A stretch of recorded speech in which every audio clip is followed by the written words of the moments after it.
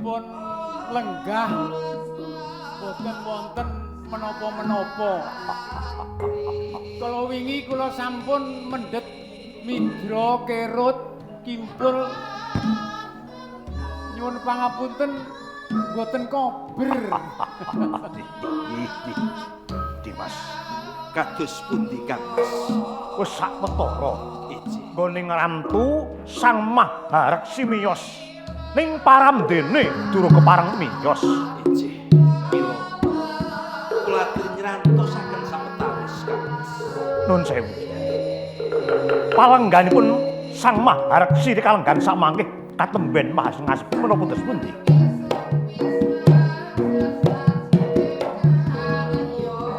Kula menika bingung. Dados pundi to? Ingkang Sang Prabu Klana menika ingkang pundi ingkang Raden Pujangga Anom menika ingkang pundi? Kula ngantos klentak-klentuk anggenipun ngaturi. Panjenengan kados pundi to? Inggih. Sampun sawetawis kula dalah Dimas Pujangga Anom niku mapan wonten ing paguron. Nggih. Kewa semanten kula menika ing Ratu Bantarangin. Panjenengan ingkang Prabu Klana Sewandana. Nggih.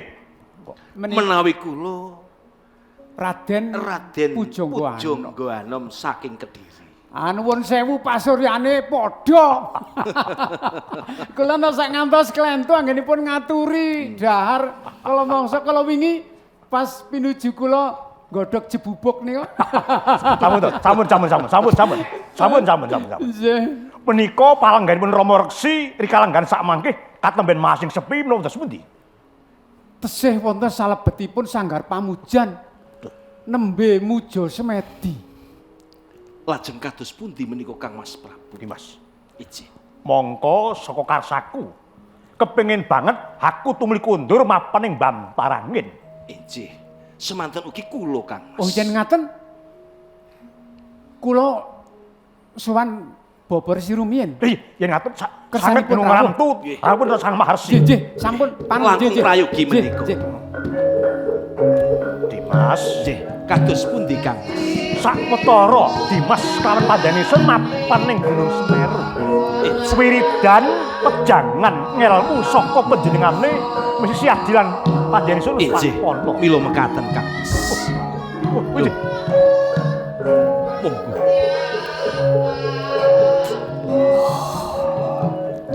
sama Harsi.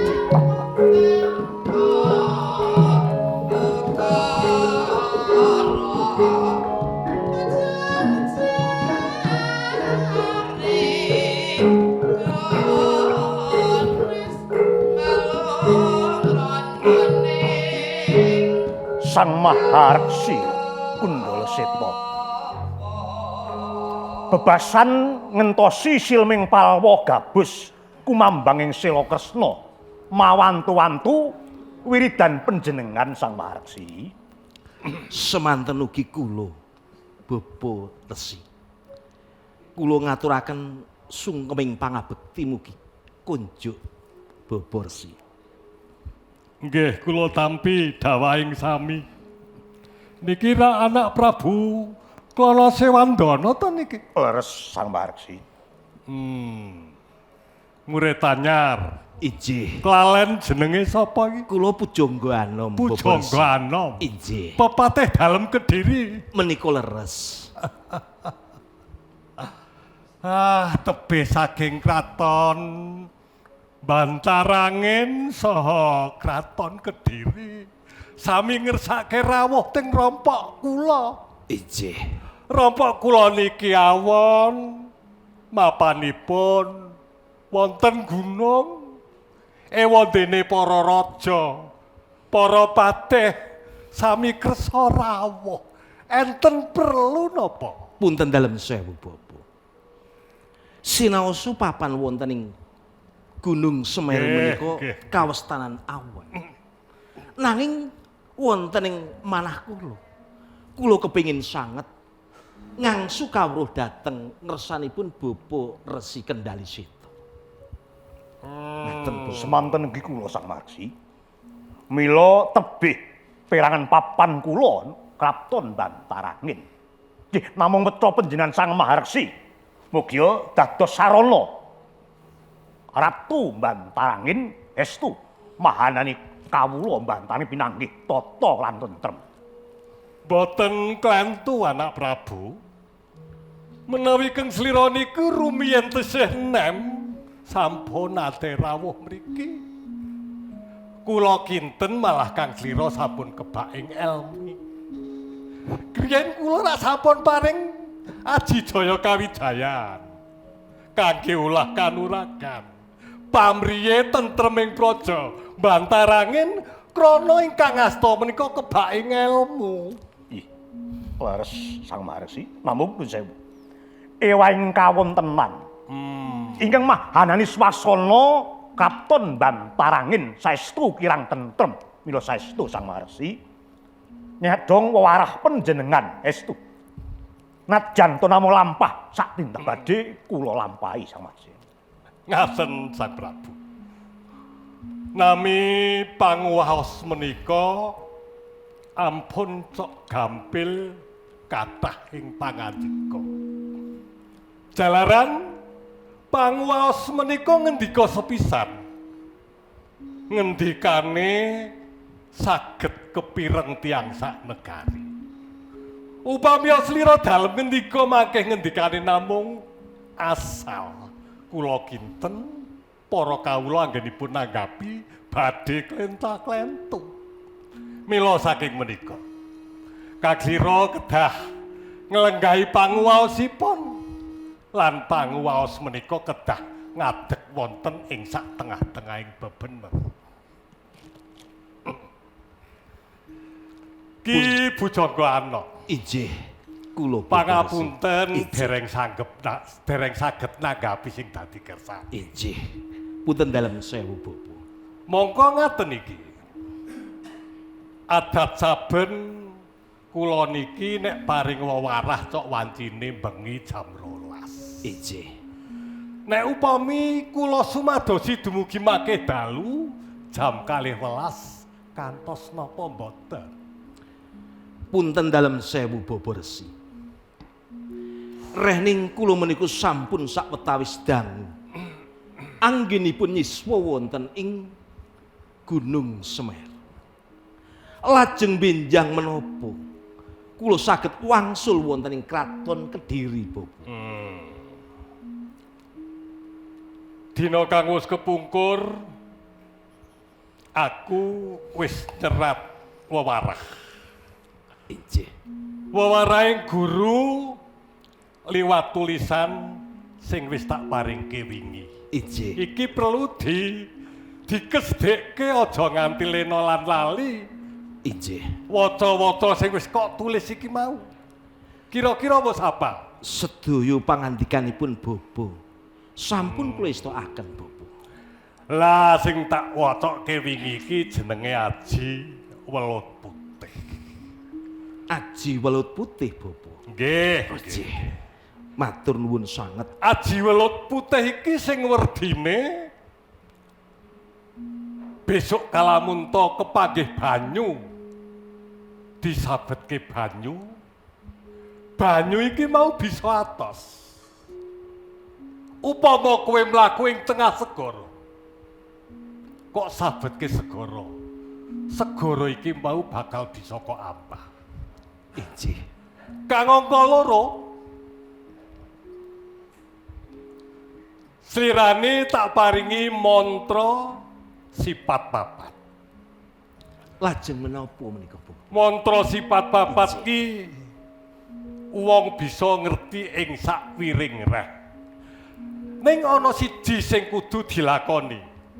Injih. Siji mantra-mantra kalamun wis hafal, kowe kudu gelem genturake teki talak brata sajroning 40 dina, 40 bengi.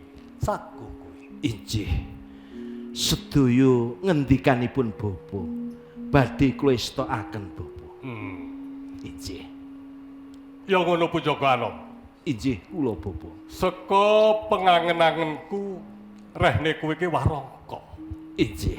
Panguwasa dalem Sang Prabu Lembu Amijaya. Saka rumangsaku Kraton Kediri saka wanci iki bakal tinempuh ing Pancabaya. Pancabaya kang bakal dumadi ana ing kraton Kediri. Mula ya, Ijih. reh ning slirane iki wis cukup leh ngungasu ilmu. Sesuk bakal tak ambali meneh sak banjuri. Ning titi wanci iki tak keparengake kondorana ing kraton Kediri. Ijih. Menawi sampun terang dawuh dalem bobo. Kula badhe nyuwun madaling pasilan badhe wangsul wonten ing kraton. Iya, tak pengestoni. Iji. Tak pengestoni. Kang Mas kula. Iki Mas. Sewang-sewangan Kang Mas. Kula badhe wangsul wonten ing kraton Kediri. Ya, monggo kebak pengati-ati ya. Ya.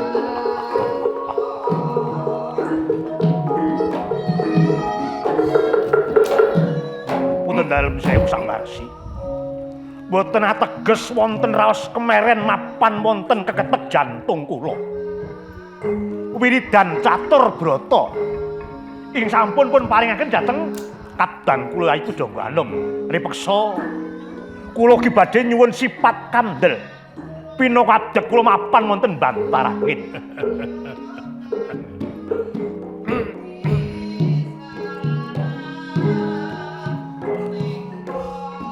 Anak Prabu Klana Sewandana. Iki Aku ora bakal bangci ndembang silada. Slirane iki lak anak murid luwih dhisik kepeksa arep nyuwun sifat kandel. Aku duwe sifat kandel kang luwih sekti tinimbang kahanan sing wis kok tak parike ki pati. iki. Namung estu. Wanging bab tos kula menawi boten wonten raos kemeren dhateng pujangga babar pisan boten. Namung estu. Kranten kula minangka ratu mapan wonten Bantarangin. Ingkang saben-saben wonten lelampahan kang bebidhong dhateng kraton Bantarangin mila saestu. Sifat kandel menika badhe pun paring dhateng kula estu sanget kula ramtu. Sifat kandel sing bakal tak paringke slirane iki jenenge Cemeti Samandiman. Yen pancen ngaten samarsi, bebasan kesusu muluk barang ing dereng melok, mugi wonten kepareng panjenengan Sang Maharsi. Pusaka badhe kula suwun enjang menika. Sabar sawentara. Tak pundhutke ana ing gedung. Nggih.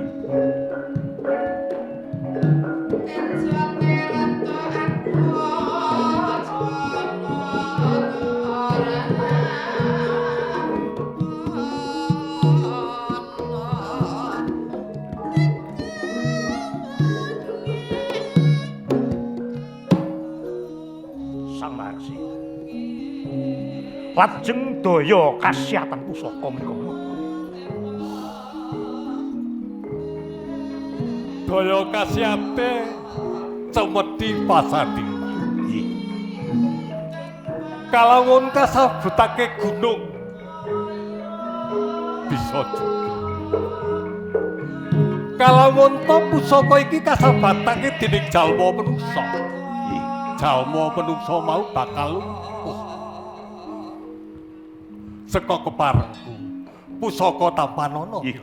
Yen ngaten Sang Maksi, saksampunipun pusaka kula tampi. Weca pangandikanipun Sang Mahareksi sepisan malih. Mugi kraton Bantarangin tansah pinanggih prayogi Sang Maksi. Iya. Sepisan malih nuwun pamit Sang Maksi.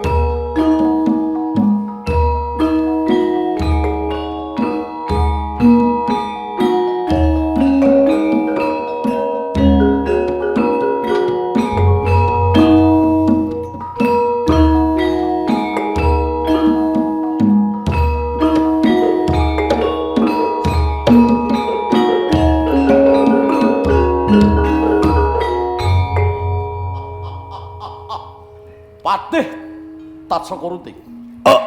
Nun kula Sang Prabu. Temenggung Inggih kasinggihan. Senopati. Paring dawuh. Mula ciciwanci iki aku nimbali kowe kabeh ana ing pasewakan agung Kraton Lodaya. Iki ana bab sing bakal ndak paringke ngerti kabeh marang kowe kabeh. Lajeng kepareng dalem tumunten ngendiku Sang Prabu. Punapa ingkang dados tanuning penggalih dalem?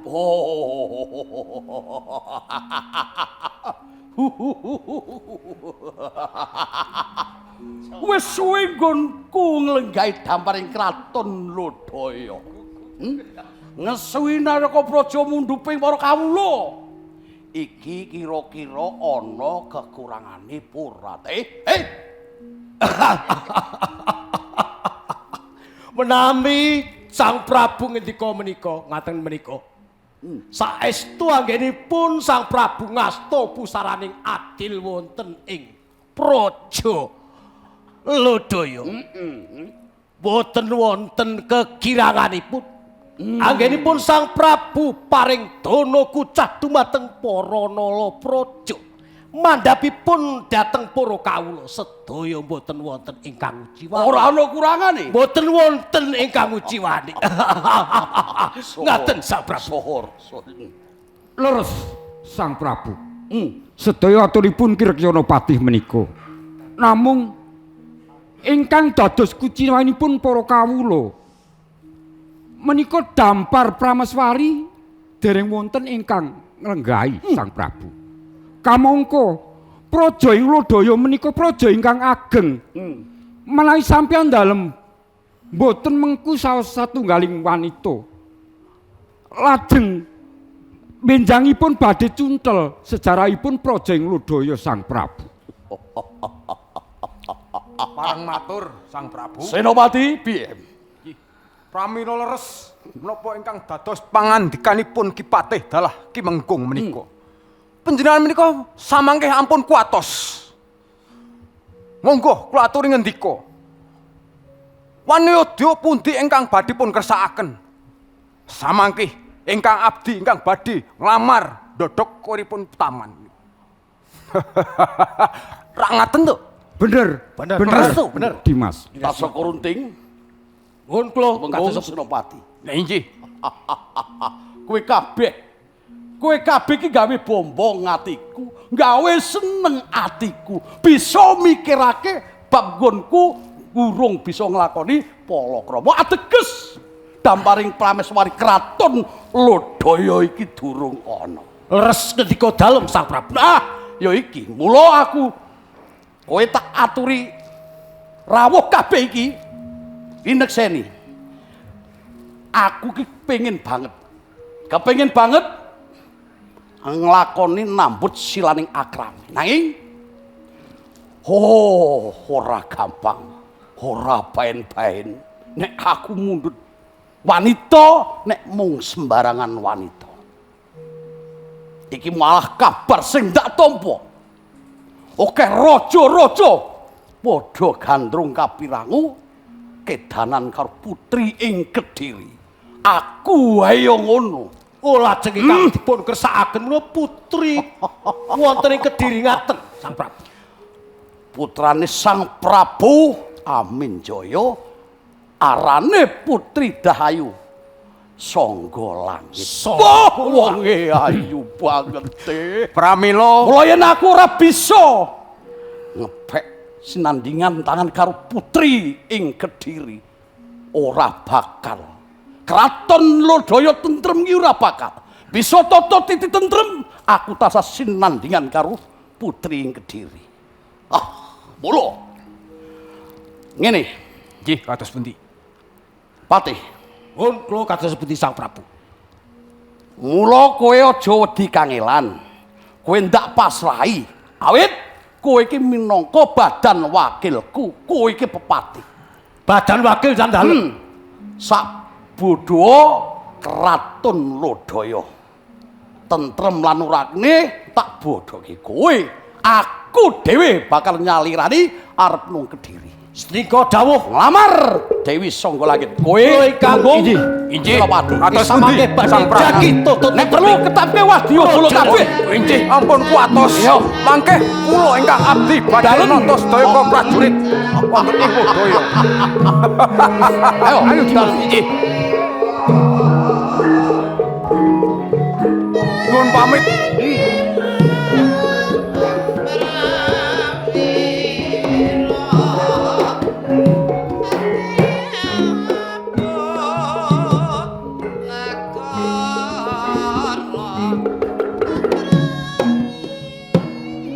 Senajan wis tak pasrahi ana ing kraton Lodaya. Nanging kowe aja enak kepenak. Kudu nyuwun ana ngersani Gusti Kang Murbeng Dumadi. Ben supaya aku kabul bisa boyong putri Kediri. derekaken tindakipun Iya. Sang Prabu. Sing ati-ati. Ing samangke mugi-mugi kasil. Yo, Taun resmi kalian wis Dewi sak bodho termae yo. Sangga Langit. Derekaken.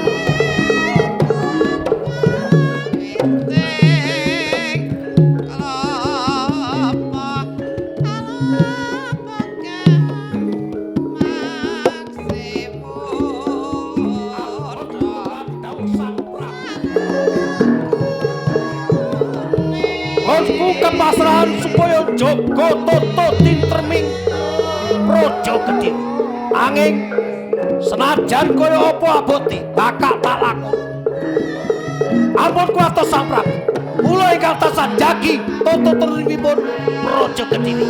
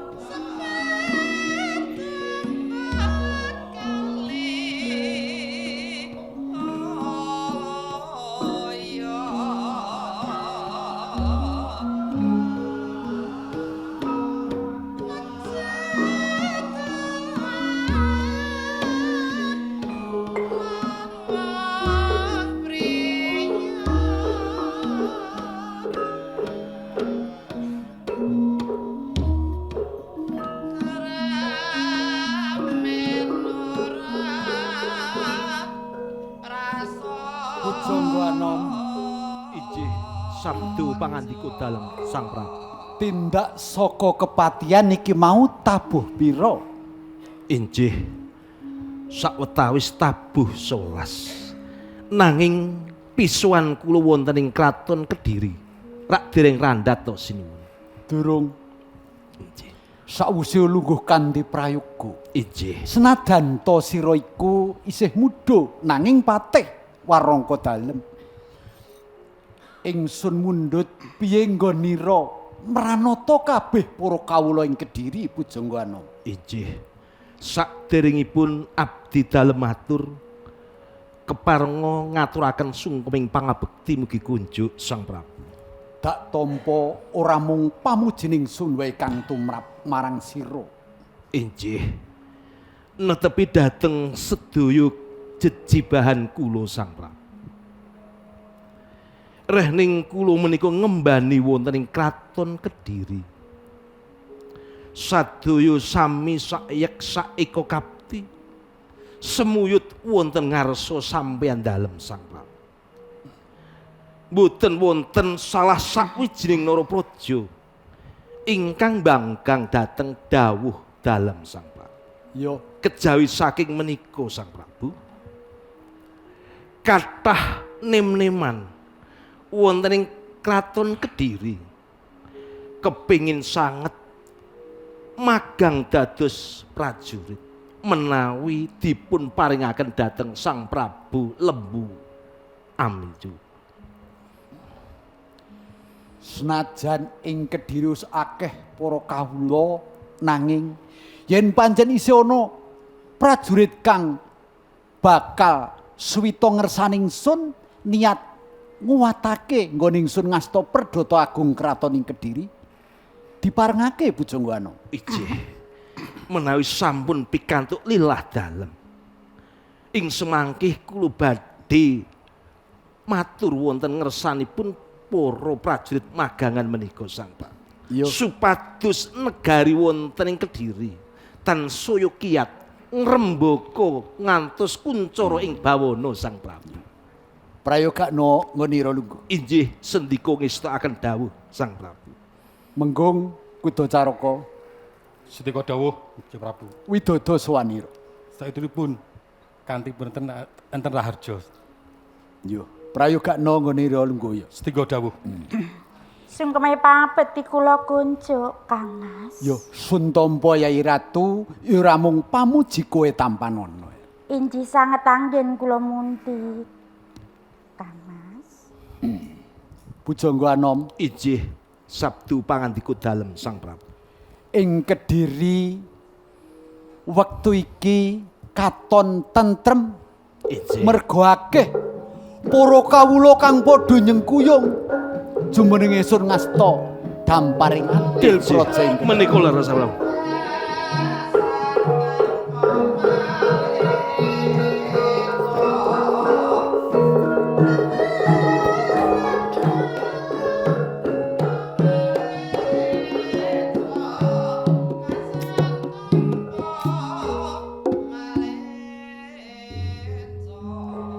Kisanak kang nembe rawuh. Mboten ateges kula tambuh dhateng panjenengan.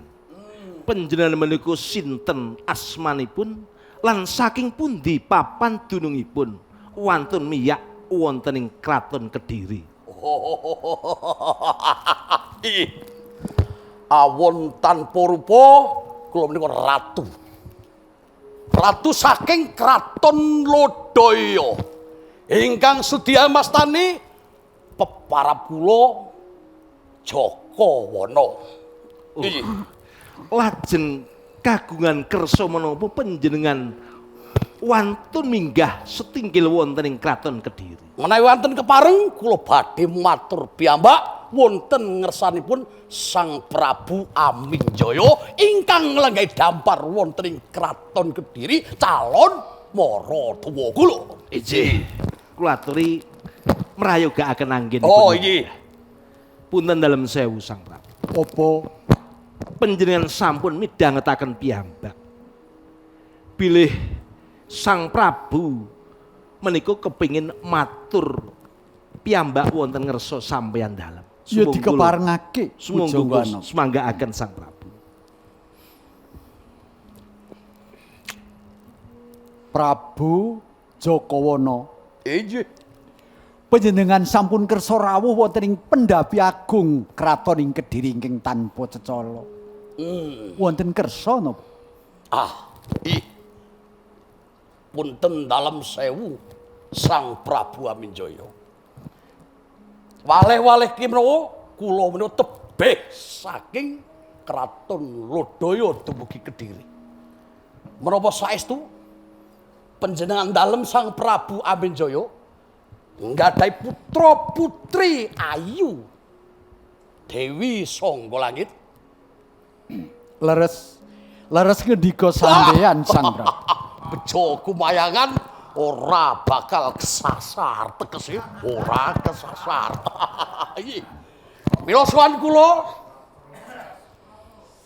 badhe ngebun puninjang jejawah sonten ngemis katresnan putra panjenengan dalem Sangga Langit. Badhe kula jumenengaken prames wari wonten ing Kraton Lodaya sembah para nayaka praja mudhuning para kawula. Bebana punapa kemawon badhe kula udanani. Mriku ingkang putra mriku. Sanes. Kula Menika ibunipun. Kanjeng Ratu ibunipun. Wah, menika calon Wah, diwasaku wis. Wah. Sangga langit menika tesih mapan wonten salebetipun taman. Oh, tasih wonten Taman Putri. Oh nggih. Inggih wonten ing Taman Sari. Kula menika nek ana balas semrenu waduh wah. Wah, iya nyuwun pangapunten. Iya. Terus pundi menika Rama Prabu calon. Iya. Nggih, Prabu Jakawana. Iya. Ngendika sampeyan kula waget nampi. Wah, ditampa. Oh, beja-bejane Prabu Anom lho, is Anom Jakawana. Wah. Ditampa. Wah. Nyun sewu. Iya. Kula tampi menika lak kula tampi ngendikanipun sampeyan mboten kok kula tampi lamaranipun. Oh, dereng dipun tampi sini. Dereng. Ngaten-ngaten iya. Punten dalem sewu Kang Mas. Tiwasaku wis Apa Yai seneng. Ratu? Wah. Perkawis menika ingkang lampahi menika lak putra dalem to Kang Mas. Sampun dipun tampi rumiyin. Ingkang lampahi niku putra panjenengan lho Kang Mas. Inggih to? Menika Iya, leres iya, Sang bener. Prabu. Prayoga banget Yai Ratu. Yo Dipun Pujangga Anom tawas bener to. rumiyin, Purun napa mboten lak ngaten to Kang Mas? Prabu Jakawana. Inggih. Kula badhe narosi dateng putra kula pun Sangga Langit. Sawetawis panjenengan kula aturi mesanggra rumiyin. Kula Nggih. Mas Anggrah sakjaipun kraton. Nggih mboten dangu mangke badhe wonten wangsulan. Ilah dalem nyuwun pamit.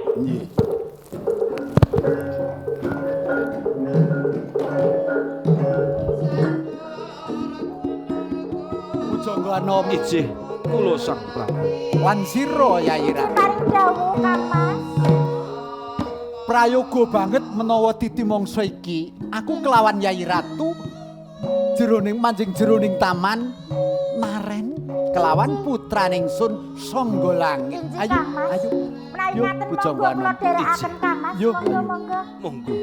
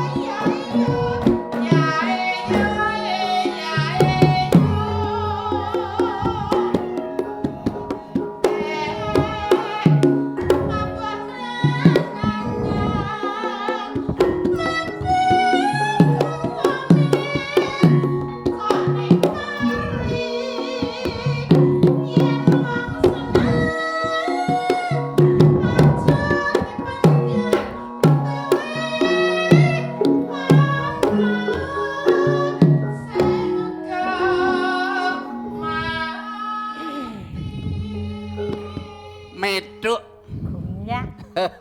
lagu utawa gending lawas ning isih penak dirungokke. Iya, ora ketang karo menggeh-menggeh ra apa-apa. Wis ora apa-apa wong pancen awake dhewe iki wis termakal utawa termasuk sialan. Teko jidor wae. Biasane lansia. Lansia ki lanjut usia. Nek awake dhewe sialan. Usia lanjut.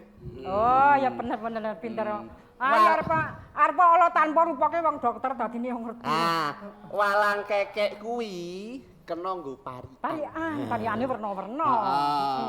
Iki topike utawa temane dina. Dadi parian walang kekek nganggo dina Senin tekan Minggu. Contone. Ayo. Dina Senin aku ning Klaten mlaku-mlaku karo ngemut permen. Ngemut permen? Aku weruh wong mlaku ijen mbasan tak jedaki jebul kang jugil gek neneng. Iki Senin. Tak kandhane. Kang Jugel iki gek pailan. Kok pailan? Ora ana sing dinenen kok. Biasane sok nang kretek sembong. Ya ora apa-apa. Saiki dina Selasa. Selasa. Gentian kowe. Ya. Dina Selasa. Aku menyang Praga. Mlaku-mlaku. Aku tuku sego. Sego. Aku weruh wanita lima tak cedhaki jebul rebutan duda. Dina Rebo aku ning Solo mlaku-mlaku karo numpak kebo. Ya, penak. Aku weruh ireng-ireng loro basan tak cedhaki jebul kang jugil gek ngono. Pokoke lakone kang jugil ngono. Lakone kang jugil tak kandhani. Nek kang jugil ki wong jajahe pauk to. Lah, wis ora iso nek ngono. Ora iso. Kadhe penyakit gula masalah. Ora apa-apa, sing penting semangat. Saiki Kemis. Dina Kemis. Aku tuku lapis. Tuku lapis. Rasane manis. Aku weruh wong kang lagi nangis. Basan tak cedhaki jebul kang jugil ngemis. Kang jugil ayo. Dina Jemuah aku sowan simbang mlaku-mlaku karo nyangking gabah. Aku weruh wong lagi susah basan tak cedhaki jebul wong meteng radi ningkang. Cetha nek iki aja cocok wani-wani. Saiki keri dhewe Setu. Ayo Setu wong dina Minggu prei. Ya Setu. Dina Setu aku menyang Glanggu. Menyang Glanggu aku tuku tahu. Terus ke? Aku weruh ireng-ireng telu. Aku ya. Bareng tak cedhaki jebul kan jugil gengan. Minggune ora usah wong minggu ki prei. Oh, tanggal abang. Ora apa-apa ya kan jugil Sing malah penting awake dhewe seneng nderekake kudu. Ndara Sundul Langit. Aduh. Sapa? Sangga langit. Sangga langit, Sangga langit. Kayak piyayine wis semene kok sangga langit gitu. Akeh anu kok semampe. Sak semeter tak sampe. Ayo senadana nyempluke ora apa-apa, nyempluk asu. Anu tegese iki melu grup Cendek Kiawan. Dadi cendek-cendek. Cendikiawan cendek-cendek sakmene ngono. Ning ya lumayan kok. Wah, ora medhidil ora medhit to wonge. Ora, dheweke Ana awak dhewe iki tetep kerasan nang kene. Nyah-nyoh. Nyah-nyoh. Nyoh iya nyoh ora. Nyah ki apa? Nyah. Nyah ki wedok. Nyoh. Nyoh. Oh, tadi nyah nyoh ngono. Kuwi. Sing penting dhewe mundi dawuh. Dawuh apa sing didhawuhke awak dhewe sendika dawuh. Kudu sendika dawuh. Nek ngene to. Ha ya biasa. Biasa. Ya kadang udah biasa. Mulane saben-saben aku didangu Sura Pentul, oh nggih Den Asu ngono ki. Anak karo aku malah nyeluki ngawur. Piye? Tem ngono ki. Ora muni njo menile apa mipe tem ngono. Ora diteruske. Ora. Tem ngono to. Temro. Nyeluki sapa kok tantem-tantem. Ya kowe ku oh nggih aku lek ndek-ndek tenanan kok. Kok kowe tem. Iya. Oh nggih Den It ngono. Idep maksude. Lah ya ngono mbak ya nilai tembem apa priye kok dikok temetok iki lah ya aku ki cok madhek ngono lho. Lah iya. Sik. Ki kok malah lagi padha ngrasani aku to. Sing pemit-peme sapa? Dalem. Monggo Ndara Ayu monggo. Mboten niki nganu napa? Ayune jan kulite niku item. Niki. Lah nggih item niki wong anu kirang dipelur. Kok monggo Ndara. Iki taltul iki tamtem. Nggih. Malah wingi niku kula niku tak rasak-rasake niku mboten sinkron, mboten cocok. Kudune lak Sura Pentul niku kalih Sari Pen. Nah niku nggene kok malah tembem ngoten. Lah kok tembem malah niku jan ngawur. Wingi niku lho saking jengkele kula niku aku ora krungu to. Tem ngono mlakan kok. Lah ndi to mbot ngoten iki. Oh ning kudune kowe iki bersyukur. Lah nggih to Ndara. Dadi wong budheke kudune bersyukur. Mergane apa? Nek dipanggil yang kuasa ora krungu dadi malah dawa umure. Lah ngono ya keliwatan. Mangga Ndara Ayu. Iki piye gaweane wis padha rampung? Pun rampung. Abi kok apal.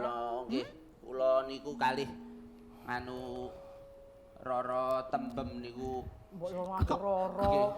Kole dadi megir aku jajane ke. Ora, lho pancen jenengmu ki Roro tembem kok ya. Apa ya ora kelingan. Le Roro ngono ya jan. Roro. Ning kowe ning ngandake Roro ki kok sajake ora lega ngono lho. Kaya batin apa? Roro Mata.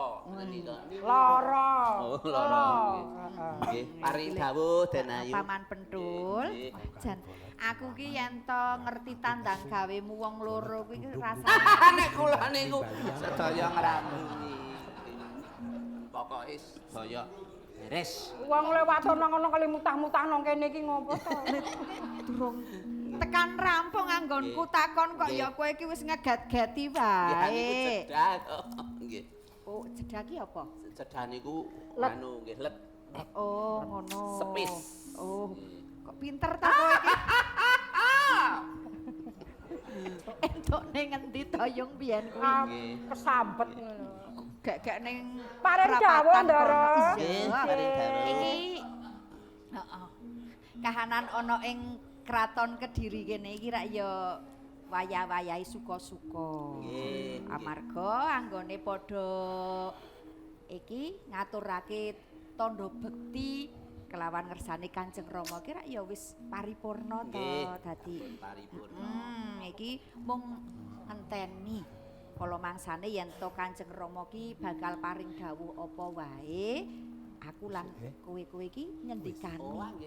Adate rak nganggo pahargyan ana ana tontonan, ana pagelaran seni kabudayan. Ngono ki nggih menika jan gek hit. Nek wong tani ya le tetanen wis rampung. Wis padha entuk kasil, sing padha dagang ya entuk bathi akeh. Nggih. Rama lagi ngopo iki? Menika enjih nembe gegojekan kalian ingkang abdi. Cici monggo Rama Ibu. Monggo Ndara. Monggo. Monggo lenggahipun.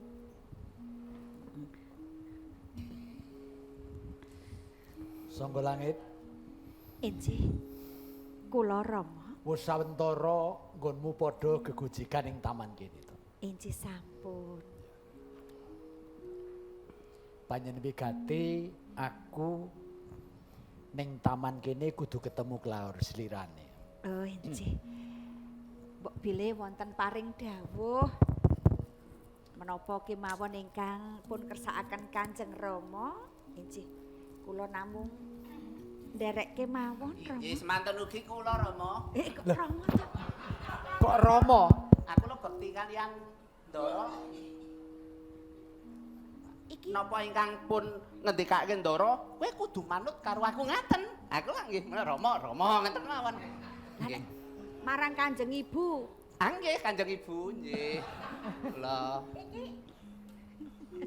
Injih meneh. Dalem menika nek kula sampun nggih rumiyin kula nalika tasih alit menika lajeng sakmenika pendul nggih. Lah sakdur. Nggih. Sadurunge sura pendul sapa to? Kula peniti. Peniti nggih. Nggih. Kula namung ngantos menit Nggih, nggih. Rumiyin nalika kula tasih alit menika kula nggih ngintil lajeng sakmenika sampun ageng kula ngetotake nang mburine. Nggih mlaku dhewe wong wis gedhe kok nggih. Saiki dimidhangetake ya Lek iki Kanjeng Rama injih wonten wigatos menapa Rama? Ya. Nggih ana wigati. Lah ngaten to Kang Mas. Oh, Sangga Langit. Kula Rama. Mula aku kelawan Yai Ratu iki agi-agi manjing jroning taman. Rene Sangga Langit iku wis kalebu remaja putri. Dadi wis pantes menawa winengku jejering priya. Injih, injih Rama. Lan akeh raja penglamar kang padha ngayunake kelawan slirane sing slirane bakal dipundhut garwa. Saguh to? Tune ngono, Get. Wayahe kowe kudu sapa sing disenengi? Piyai kakung sapa? Nek ya wis akhir diwasa to. Injih. Ngaten to Kang Mas. Malah iki ampun kula lho. Iki mau ana ratu saka ngendi ya ratu iki mau? Lodaya. Oh wau anggenipun Nah, ratu saka Lodaya. Prabu Jakawana matur ning ngersaku ya jarine sugih bon. Walah ya wis pokoke maturake. Injih. Kuwi uga bakal ngayunake slirane minangka dadi garwing Lodaya. Injih kepareng matur Rama. Menawi wigatosipun perkawis anggen kula badhe palakrama mila injih saestu nyuwun pangapunten dalem Rama. Injih. Sampun sawetawis wekdal kula menika ngenam-nam manah kula. Lajeng kula sampun anggadhahi tekad Rama. Rehne kathah para raja penglamar ingkang sampun mesanggra ing praja Kediri menika pramila kula badhe ngawontenaken Giri Sayembara Rama. Sayembara? Injih. Njur apa kang kudu sira suwun sayembaramu iki? Injih sok sinten kemawon ingkang saged nyuwanaken kewan anggadhahi sirah kalih. Kewan sirah loro. Injih menika ingkang sepisan.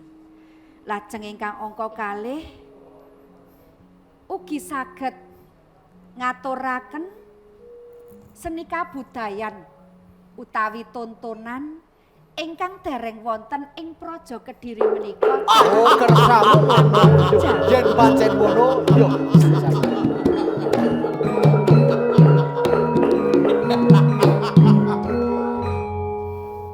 Kula pun ngertos, pun ngerti alayung.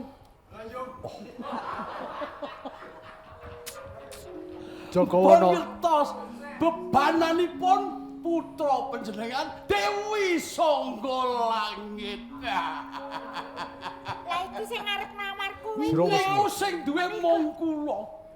Sing duwe mung kula. Badhe kula udanani. Badhe kula udanani. Nek mung seni kabudayan. Kewan sing ndase loro iki sing ana nang kraton Lodaya. Sing duwe ya mung Prabu Jakawana. Jakawana eling-elingen. Nuwun sewu. Apa? Niki kabeh tak udanani namung putra-putri panjenengan Dewi Sanggolangit badhe kula boyong wonten ing kraton Lodaya. Gosik bab bebonan niku ana kabeh. Jakawana Pripun? eling-elingen. Rikala ing kraton ingsun dawuh apa? Dawuh apa? Niku mung mesanggrak suwen. Namung nyuwun pangapunten. Buktinipun namung nyuwun bebono bab menika. Sing dipun kandhakaken putra panjenengan Dewi Sanggolangit ngen kula niku gadah daya alayung. Sira nungkak krama kumawani kelawan ingsun. Pripun? Ya. Yen ngono, wektu dina iki kowe ora tak parengake mapan jroning taman kowe lunga. Sang Prabu.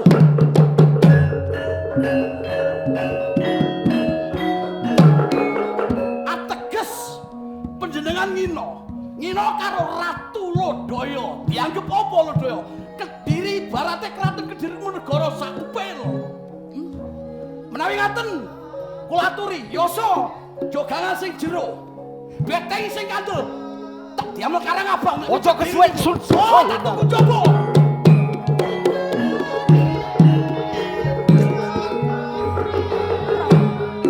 Rama. Menika kados pundi Rama? Wong wau niku lawane niku pun kula tutup kaya iso mblobos ngono. Sanggolangit. Enjih. Iki bakal rusak praja ing Kediri ora ana keram. Surapedul. Inggih, sendika dawuh tembem. Sendika dawuh. Timbalana Pujangga Hanom sowan ngersani. Inggih, akan dawuh.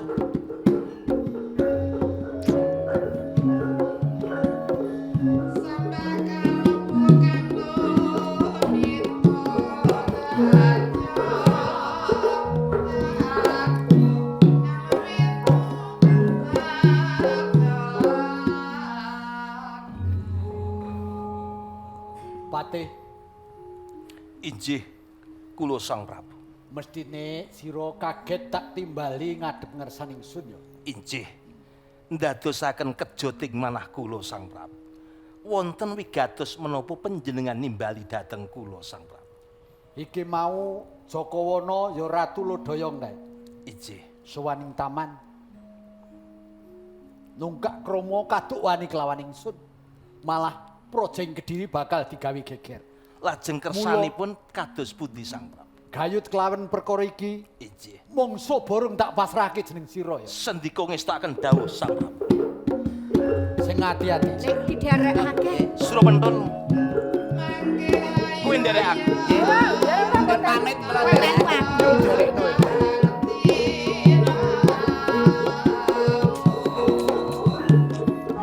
Kanjeng Ratu apa? Iki padha meminta ngersaning Gusti Kang Maha Agung, muga-muga Pujangga Anom iki mau bisa ngrampungi perkara iki. Nek perlu Ratu ing Lodaya bisa mati saka ing astane Pujangga Anom. Enjih Rama. Ayo padha Monggo kula dherekaken.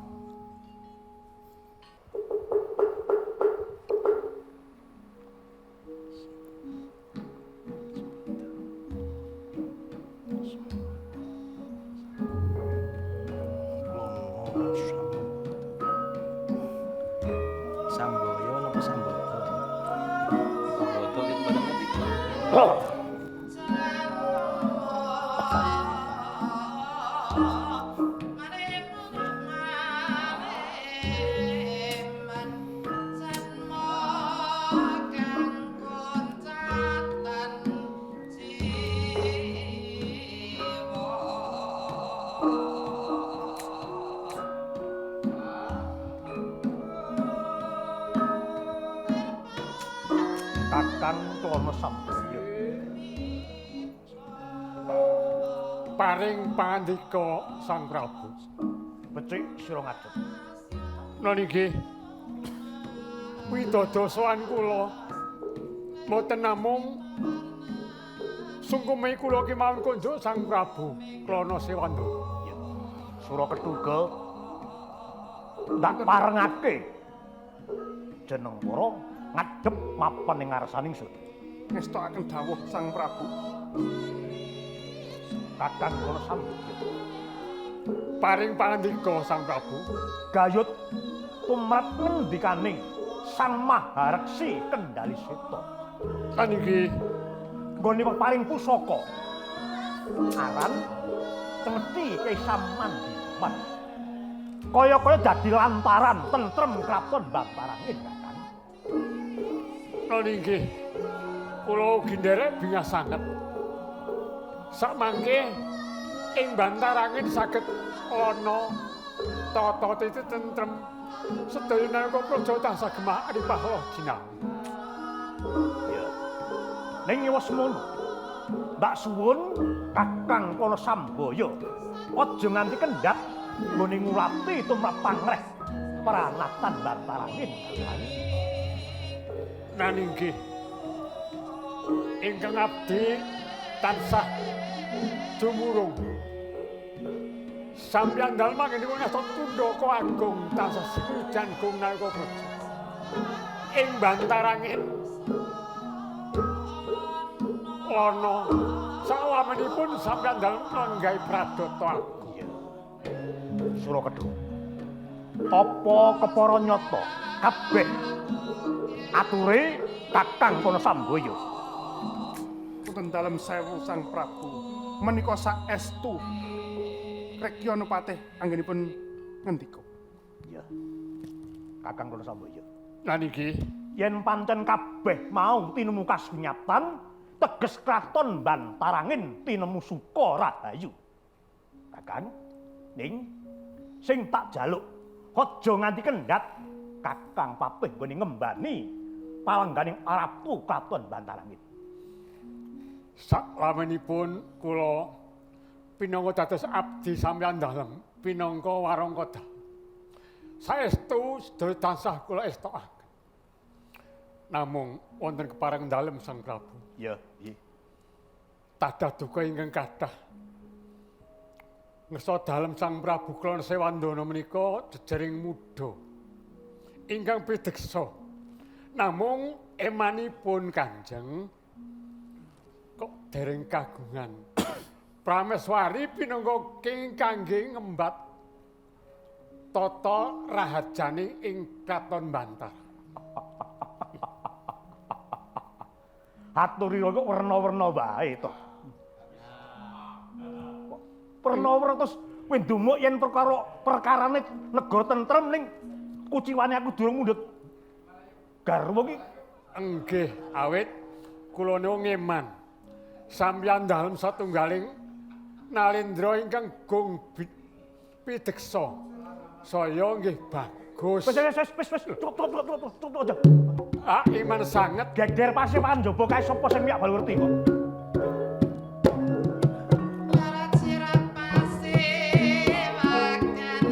Monggo. Anggaipun para majeng.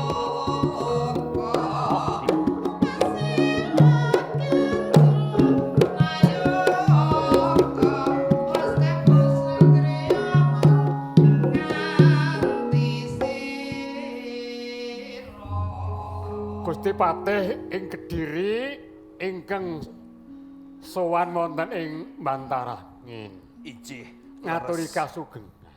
Pikantuk berkah so pangestu dalem. Sowan kula wonten ing Bantarangin mboten manggi alangan satunggal menapa. Sungkeming pangabekti kula kunjuk Rekyanopatih. Nggih, dawuh sami-sami. Uga pentul nderekake. Nggih, uga slamet. Nggih, ngaturaken sungkem mugi kunjuk. Heeh. Tampa timba padha-padha. Injih, mugi dados jecimat. Ana kersane apa Gusti Rekyanopatih? Menawi dipun keparengaken, kula badhe matur wonten ngersanipun Sang Prabu Klana Sambaya. Oh, ya. Sang Prabu Menika Gusti Patih sowan badhe munjuk atur piyambak Gusti. Kadangipun Kakang Dimas. Injih, kula Kang Mas Prabu Klono Sambaya. Satata swanira ngarsaning sun. Injih. Ing semu ana kawigaten. Yayi swan mapan ing klanton Bantarangin. Yen pancen pamicaraning Siadi bisa dipidhangetake kabeh kang gantung siba. Tak suwun kanthi prasaja Siadi sumelatur ngarsaning sun. Ning yen pancen ngendikaning Siadi kalebu pangandikaning Ratu Nemowati ayu ndak derek manjing mangsaling bangsa mangono. Injih. Kepareng matur Kang Mas Prabu Klono Sambaya. Ya. Suwan kula wonten ing Kraton Bantarang. Sepindah silaturahmi. Ingkang angka kalih wonten wigatos ingkang kedah kula caosaken wonten ngersa sampeyan dalem Kang Mas. Ya. Nun inggih labet anggen kula mrangkani dados pepatih wonten ing Kraton Kediri.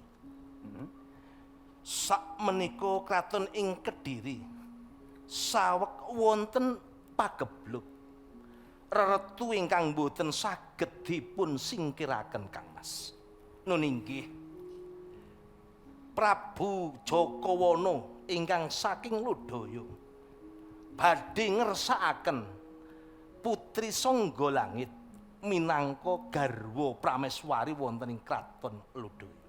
Nanging Sang Prabu kula mboten saged nanggulangi kasektenipun Jakawana ingkang saking Lodaya. Pramila Sang Prabu, menawi panjenengan kersa paring pitulung dhateng kula ugi kangge karah harjaning negari wonten ing Kediri, kula suwun pambiyantunipun Kang Mas Prabu. Lan ing ngajeng Dewi Songgolangit nggadahi bebono sak sinten ingkang saged nyuwanaken kewan ingkang sirahipun kalih ugi nyuwun bebono malih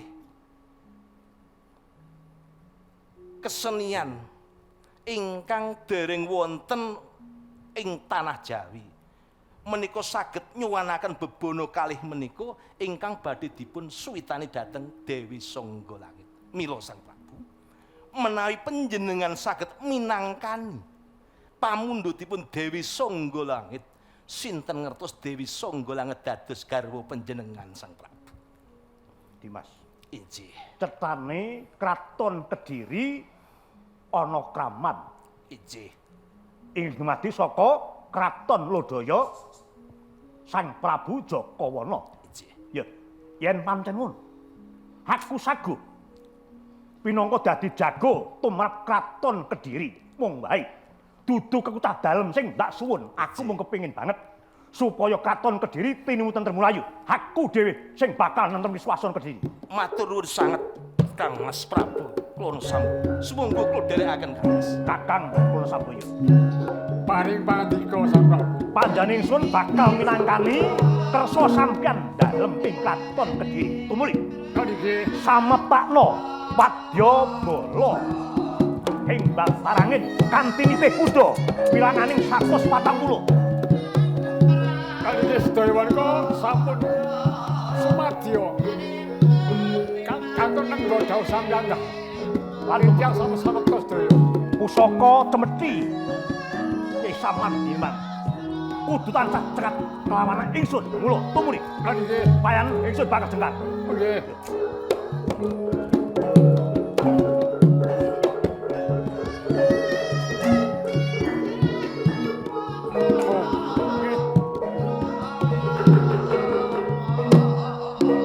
Tindake Sang Prabu Klono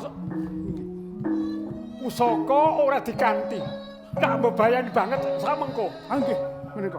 Sak menika lajeng kepripun? Pentul. Injih. Pusakane Cemeti diasta diaturake ngeso dalem Sang Prabu. Sendika dawuh. Nek sakene.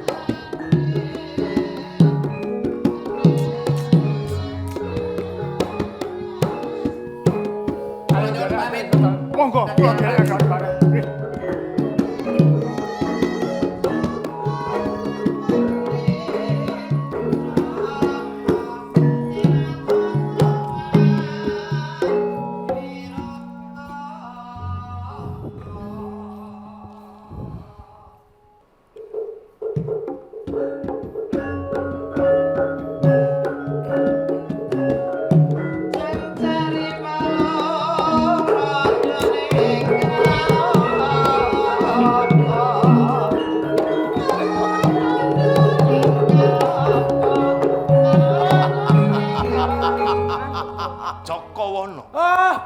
Kediri, kowe wani sumbar-sumbar ana ing kraton Kediri.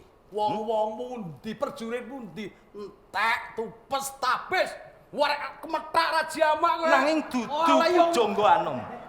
Dudu pujangga anom sing mundur sak jangkah karo kowe. Ayo, pujangga anom. Piye? Kowe ora ngeman karo bagusmu awakmu sing kuning? Kowe urung di bojo? Wani karo aku, Jaka Lono, Jakawana. Senajan sumbarmu kaya banteng ketaton. Nanging pujangga anom ora bakal mundur sak jangkah ngadepi kowe. Wis rasah kekan crigis. Rasah kok kan ngomong. Ayo. Kowe apa aku? Ngetoke kadigdayan sing model kepiye? Nganggo model barang men apik. Ayo. Padha ngudang sing Bathara Kala. Ayo, aku apa kowe sing lena jaga.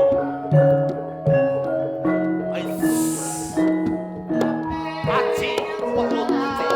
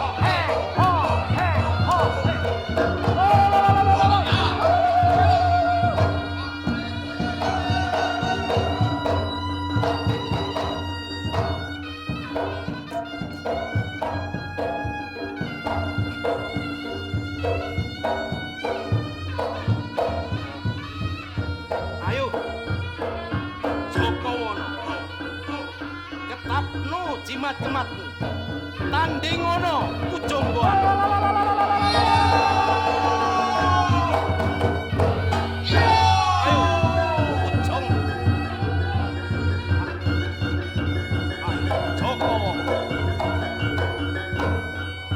iki kasektenku tampanono Jakawana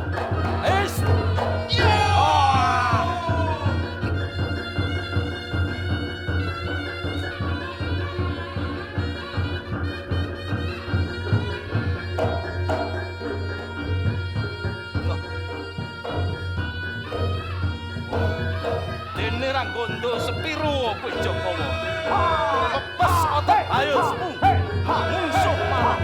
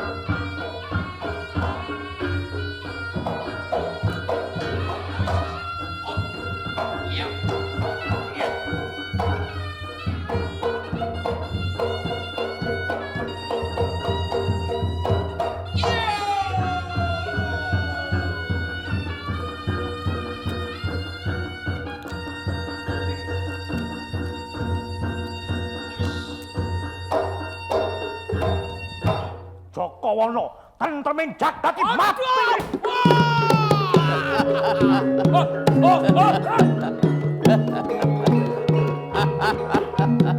Ayo sambata kowe Jakawana.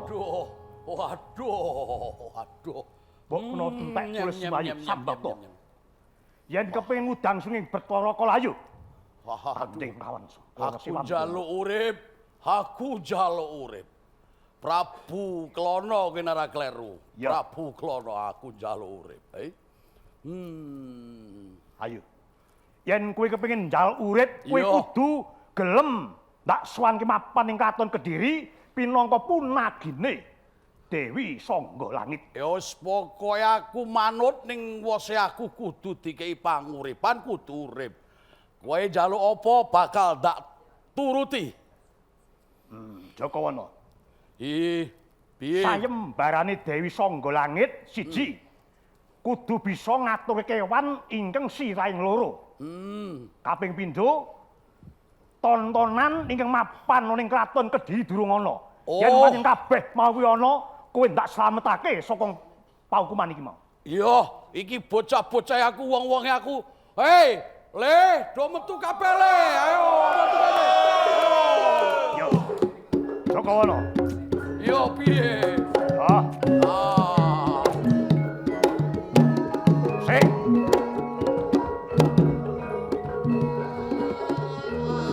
Jakawana. Iya, piye? Jangkep sayembarane Sang Dewi Sangga Langit. Kula Piktiwanti iki ndak sowan kemapan ing Kraton Kediri. Iya. Aku manut Gusti aku tak kandha karo bocah-bocahku. Bocah-bocahku. Kowe padha manut ngersani Sang Prabu Klana, aja padha wani. Kowe nek disabet kaya aku lumpuh kabeh. Mula kowe kabeh manut to. Manut. Ayo, ndak sowan Kediri. Iya piye Sang Prabu Klana? Ayo, ndak sowan kemapan ing Kraton Kediri. Iya Sang Prabu Klana Swandana tak dereke. Ayo.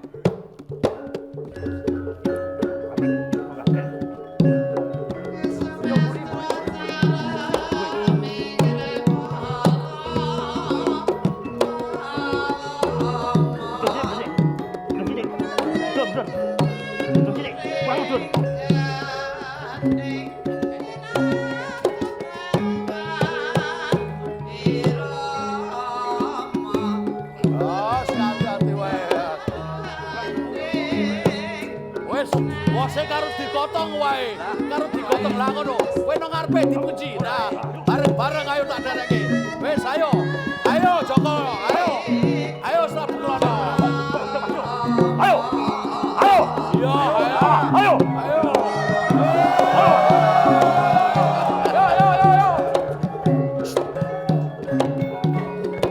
Ayo, aku. Ayo. Iya.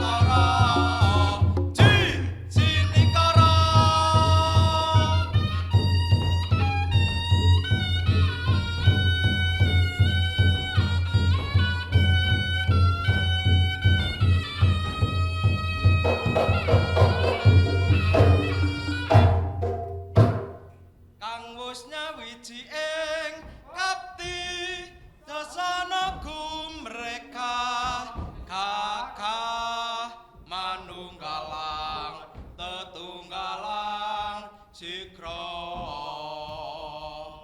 mrasta sabdru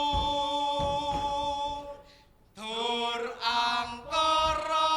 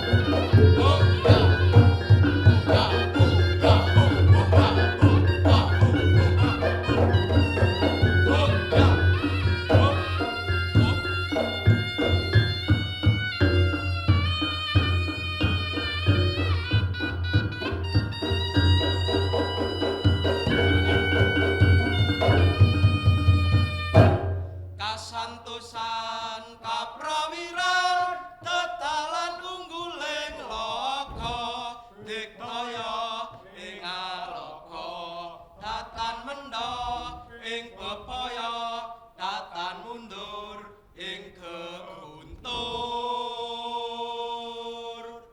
wani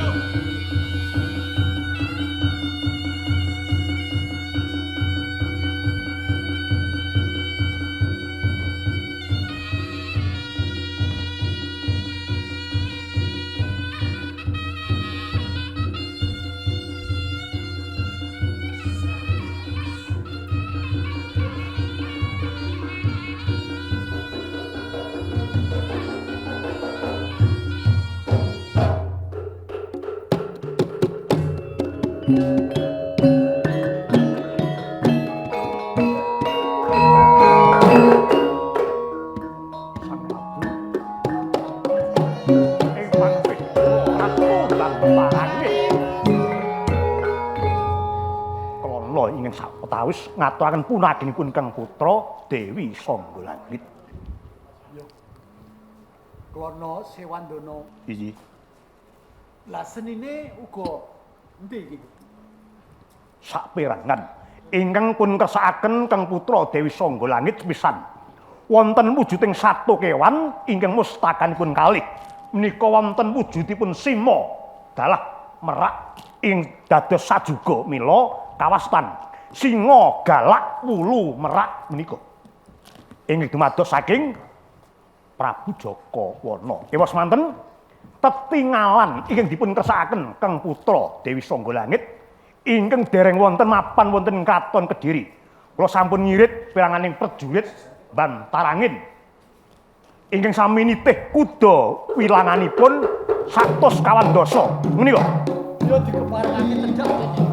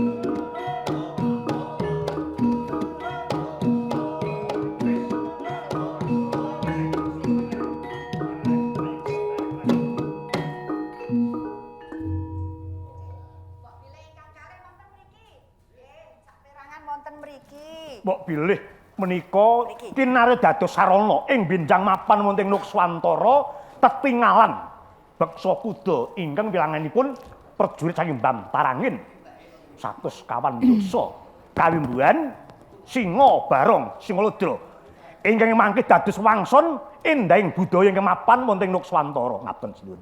Ya aku tansah nedha nirma banget kelawan sira Klono Sewandana. Ih, Sanggolangit. Inci kula Rama. Pinyuwunmu biyen iki mau wis Inci.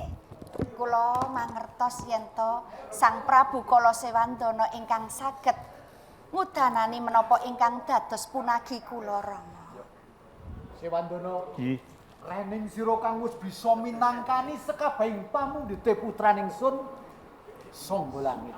Mula padha sesenana. Yen dina iki Klono Sewandana tak dhawuhke kelawan putraning Sun Sanggolangit.